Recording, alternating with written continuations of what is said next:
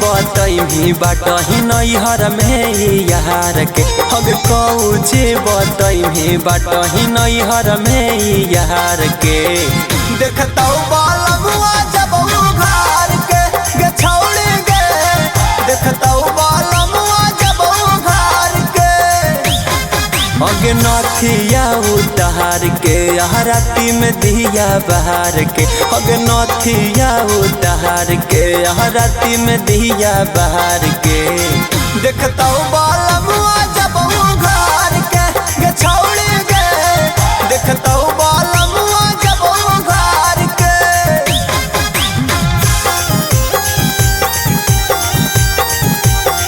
आप सुन रहे हैं मुकेश मिलन यादव जी को।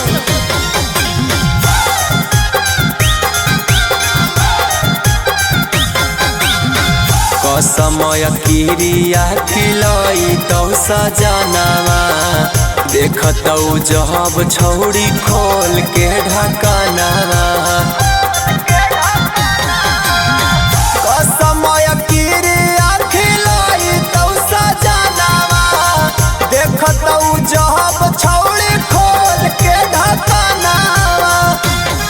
केवाड़ी में किली महार के अग टंगरी पसार के केवाड़ी में किली महार के अग टंगरी पसार के देखतौ बालमुआ जब घर के गे छौड़ी गे देखतौ बालमुआ जब घर के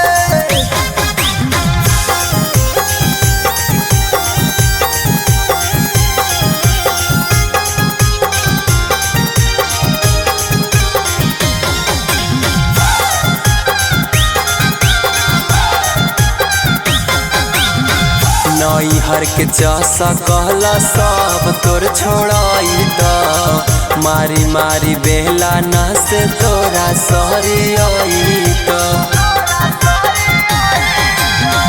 नैहर के चासा काला सब तोर छोड़ाई तो मारी मारी बेहला ना से तोरा सरे आई तो के होठ पसाटा के चुमा देव हकी यार के बाट हकी ऐसे जैसे फंड सारा कार के देखतौ बालम